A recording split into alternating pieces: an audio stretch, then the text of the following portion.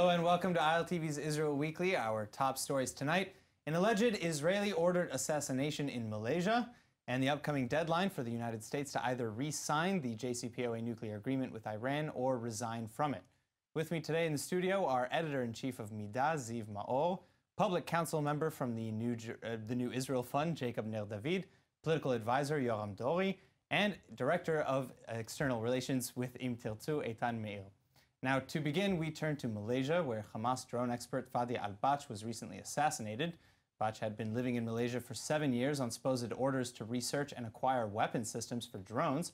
And it's for this reason, in part, that many, including the New York Times, believe Israel's Mossad agency is behind al-Bach's recent demise. But no arrests have yet been made, and Israel, as a matter of policy, has not given any official comment. Beliau adalah pakar dalam bidang roket dan mungkin kematian beliau ini ada kaitan dengan sebuah intelligence perisikan dari negara luar. ونحمل الاحتلال مسؤولية قتل واستشهاد فادي. هذا الفعل الإجرامي من الاحتلال الذي تعود عليه نقول اليوم ليسمعها القاصي والداني: أيها الاحتلال، فاتورة الحساب بيننا وبينك ثقلت، ويوم العقاب قادم لا محالة. All right, so I'm going to start with you, Ziv. Do you think that the investigation will actually find, assuming that the Mossad is behind it, do you think that they'll find any culprits? Well, it depends on how good the Mossad have done its work and how good it worked to hide the marks that Israel is indeed involved. I have no knowledge of it whatsoever. I must emphasize that there are many signs for the possibility that it is not Israel. First of all, there are many other parties that might be interested in some act. One must understand that drones are, to some extent, the light weapon of the future. And using this quite new technology in this manner is something that threatens not only Israel, but many other peaceful places around the world. So who, I mean, you mentioned that there are other people who might want to see al-Bach dead. Who might that be? Well, who might that be? Whoever who might be afraid from drones that would be everywhere in Europe, everywhere in the West. Drones are accessible to people. You can buy them online, you can buy them in stores everywhere, and utilizing them as weapons is something that might be dangerous everywhere in the world, not only in Israel. Now, given the fact that we have managed to develop Iron Dome and basically nullified the possibility of attacking Israel with rockets, drones is a natural next step for that. It is completely understood why would Israel be very much disturbed by the possibility of the Hamas attaining drone-based weapons. But it is not only Israel; many other places might be concerned of that. Yoram, currently we don't really have any public relations really with Malaysia. But so would this have really any effect on Israel-Malaysian relations? No, I have something to say in advance. Sure. I'll tell you, I'm very glad that Israel didn't officially deny our involvement. Let's assume that Israeli Mossad is not involved in this assassination. Okay. Why do I have that any terrorist all over the globe will not be afraid about the Israeli Mossad? You know, I remember once, 10 years ago, while I worked with President Shimon Peres, he was at that time the Minister of Foreign Affairs. He was in a convention together with Amro Moussa, the Foreign Minister at that time, the Foreign Minister of Egypt. And Amro Moussa publicly approached Mr. Peres and asked him, please take me to Dimona, I want to see what you have there. And Mr. Peres answered, and it's a correct answer about what happened in Malaysia. He said to Mr. Moussa, Mr. Moussa, you are a good friend of mine. I'll take you to Dimona and you'll see there is nothing there. Then you will criticize yourself that 20 years you thought we have nuclear capacity. So let's remain in this situation that you don't know, you are suspicion, stay in your suspicions. Jacob Ner David, you know, first of all, what do you say? I mean, do you agree that that it's right to keep this air of mysticism about our attacks and our operations, or is it better to kind of say, yeah, we did that or we did not do that? Well, first of all, I think every country, talk about in the West, does not publicly say what they do or don't in terms of their intelligence organizations or their defense organizations. So there's no reason to expect that Israel will be any different. And I think all the more so in this particular case, you have, going what you said, there are many different organizations, people that could have been desirous of this occurrence. I don't think we needed to get into it exactly who they were or whatever, but just between Hamas and Fatah, there's enough strife. So we don't necessarily have to be the ones to come forward and say yes or no or maybe. I think I completely agree that the air of fear should be in any terrorist organization in the world that somebody's watching out.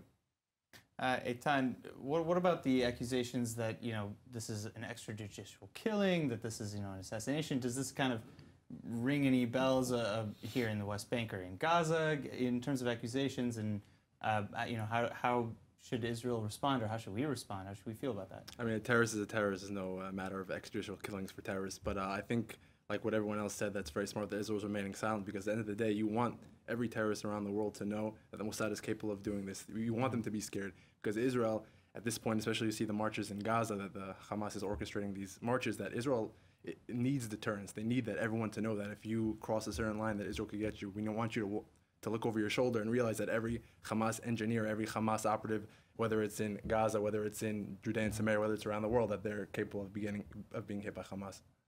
By Israel. It's a judicial question. One has to understand that there are two levels of public relations that Israel has with many countries around the world, specifically with Muslim countries such as Malaysia. On the ground, you see tensions. You see tensions about the Palestinian issue, about the very existence and presence of Israel in the Middle East. But underground, you have some interest. This is to be said that there is a possibility that it was not an extrajudicial operation because it was under consent of Malaysia, which has its own interest not to have terrorists and insurgents in her territory. Well, but Malaysia, even invites top Hamas members every year to top conferences from their party. I have which party is it?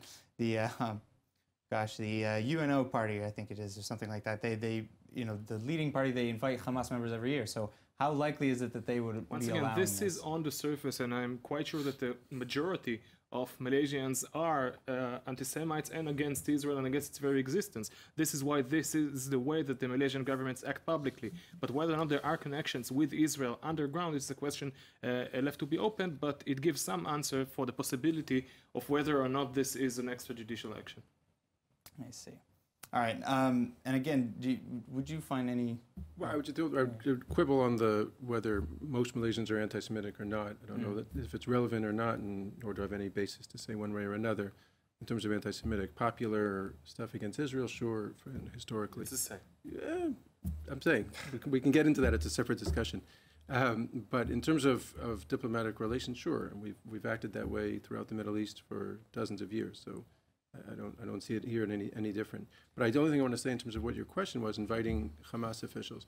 I think also in terms the of UNMO party, by the way, which I screwed up earlier. It doesn't make a difference, but oftentimes you have countries that will invite somebody who they don't necessarily consider a good person or a positive citizen in the world for a particular meeting or a week or whatever it is. That's very different than, and this I will completely agree, that's very different than saying, I want my country to be a base for terrorist activity and for building up a terrorist arsenal. You have to separate those two things. Well, what about, again, going back to the idea of what is fair in the art of war, I guess you could call it, or the field of war, because if this person was not necessarily a combatant, but he was doing research for Hamas, is that enough reason to go out and kill, whoever we don't like? Well, I don't think we're in a security discussion here, but there is a concept of a ticking bomb, and I think everybody from right to left agrees that there's a concept of a ticking bomb, and we're in the business of protecting lives. So if there is a ticking bomb, we need to do something about it. What the something is, completely different discussion. I don't want to verify whether we did it or not, as I told you in advance, but I want to tell you that from my point of view, let's assume that we had very good diplomatic relations with Malaysia. If it stands in front of me to prevent terror or to hurt good relations with Malaysia, I'm for preventing terror. Good relations mean that you have the freedom to do what it takes to prevent terror with them. That's the way I see. I interpret good relations. It can cause a diplomatic crisis, and etc. It's not only Malaysia. We can do it also in France, in Great Britain, all over the world. When we have the potential to stop terror, a terror activity, I am to do it in any place at any time. Now, as for the question whether or not it's moral or goes with the rule of war to attack such a person who is not in fact a combatant, I must say that, well, if you have, for example, a high officer in an army, is it legitimate or not, even though he is not in the combat itself? There is no doubt that the intentions of this individual was to hurt civilians in Israel or in many other potential places. The science that he was obtaining and practicing was not in good faith, was not to serve humanity, but on the opposite. So there is full moral legitimacy to hurt him whatsoever. Of course, this depends on the fact that the knowledge about him was in fact established and based enough to make such a decision. But if indeed he was in the business of creating drone-based weapons, there is no doubt that this killing was moral. Okay, well, moving on. You see, there is a consensus between right and left. That's a miracle. No, it's not a miracle. It's not a miracle, it's just not a genuine leftist. You have only to put the right question. Okay, well, moving on. Newly sworn-in Secretary of State Mike Pompeo is touring the Middle East and is soon set to arrive in Israel for meetings with Prime Minister Netanyahu. Chief among the topics of discussion will likely be the JCPOA nuclear agreement and whether or not the United States President Donald Trump will keep the U.S. in the deal. I don't talk about whether or not I'd use military force. It's not appropriate to be talking about. But I can tell you this. They will not be doing nuclear weapons. That I can tell you. Okay? They're not going to be doing nuclear weapons. You can bank on it. We signed it, both the United States and France. That is why we cannot say we should get rid of it like that. But it is true to say that this agreement may not address all concerns, and very important concerns. This is true. But we should not abandon it without having something substantial and more substantial instead. That's my position. У нас все это вызывает серьезную обеспокоенность. Речь конкретно идет о последних высказываниях президентов США и Франции относительно совместного всеобъемлющего плана действий по иранской ядерной программе. Россия неоднократно заявляла, что возможностей для некого переголосования по данному документу, внесения в него изменений или дополнений мы не видим. Okay, I'll start over here this time. You know, Pompeo, when meeting in Riyadh with Saudi officials, one of the suggestions that he came up with was pushing for new sanctions against Iran. If remaining in the JCPOA, but renewing sanctions as well, do you think that would be effective? I really don't know, because I'm telling you the truth, I don't know what is happening inside Iran, what is happening inside the mind of Khamenei, who is the decision maker in Iran. So if it will give good fruits, I'm in favor. If not, as a good advisor, I said, why didn't they listen to me? Well, so what did you say about, you know, the deal to begin with? Did you think it was a good deal? Should it be fixed or nixed? I think deals are every time not the best. There are a deal which those who cut the deal thought it's the best in these circumstances.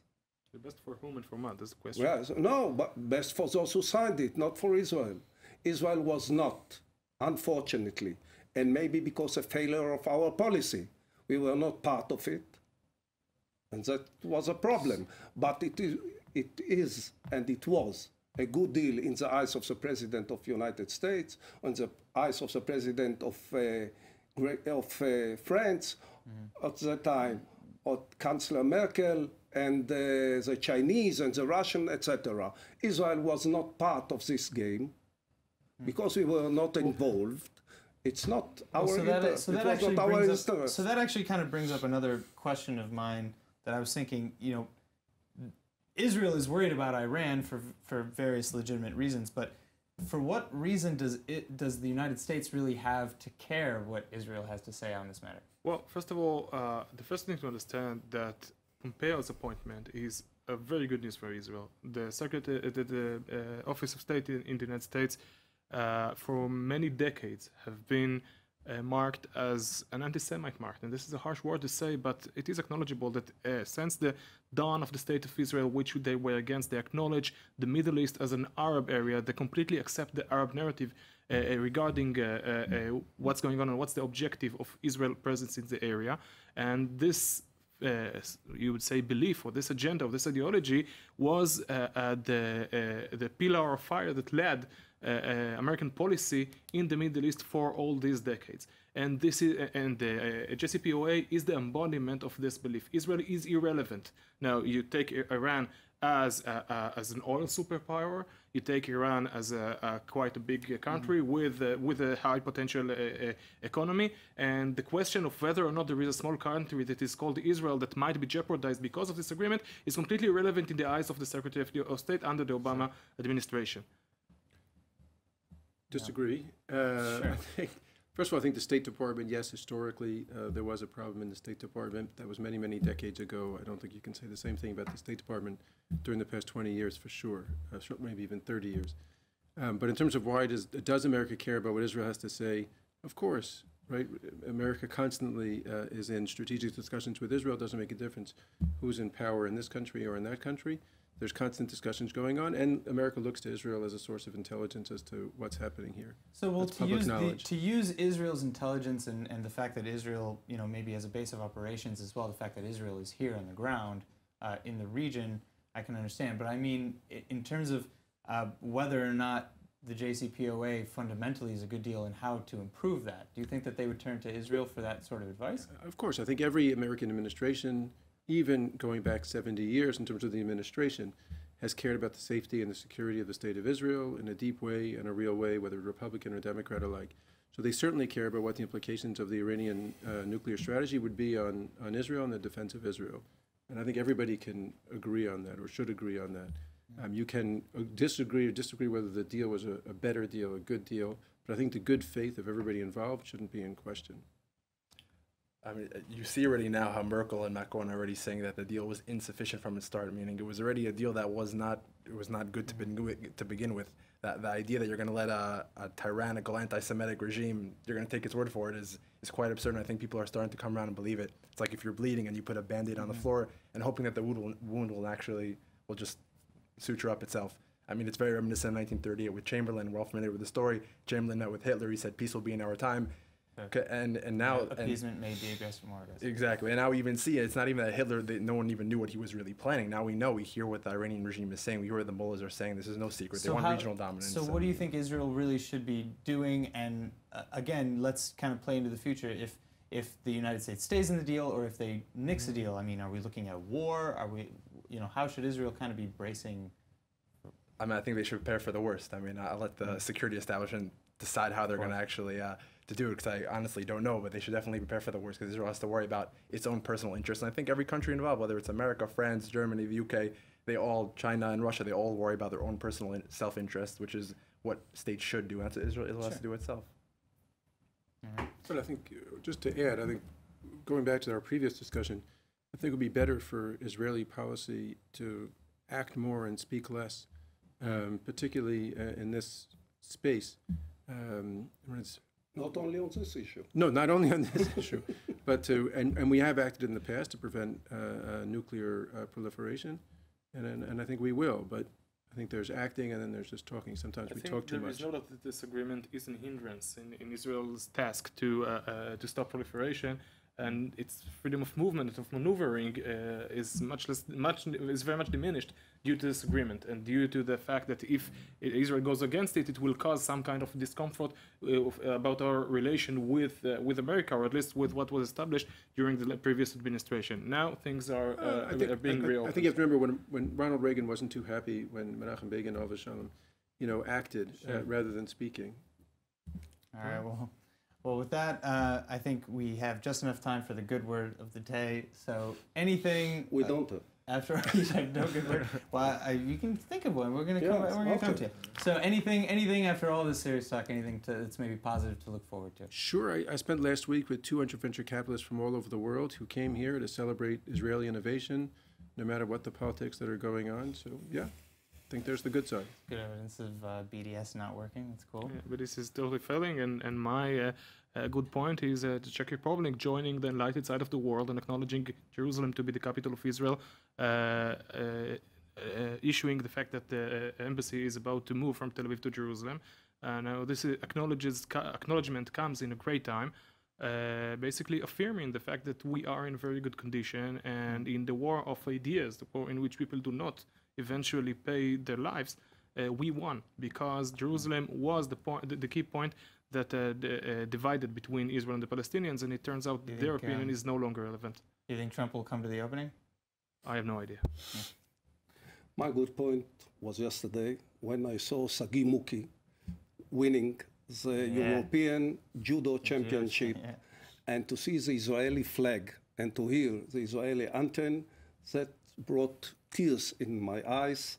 And I was very proud in such difficult times where 10 youngsters lost their life because of not using common sense. It's hard to follow 3 people already. Took everything, but I just want to reiterate the whole moving the embassy thing. You see how all the detractors were saying, "Oh, what are they doing? America, no one's going to follow suit." And you see now, if I'm not mistaken, 4 already countries who've promised to move the embassy, and slowly, the world is coming around, and it's something we're optimistic. Amazing. Excellent. Thank you very much for all that. Now, unfortunately, that's all the time that we have today. I'd like to thank our guests, Eitan Meir, Yoram Dori, Jacob Ner David, and Ziv Maor, and of course to all of you for tuning in. Remember to follow us on Facebook at Israel English News and on Twitter at ILTV News. I'm Aaron Porras. See you next week.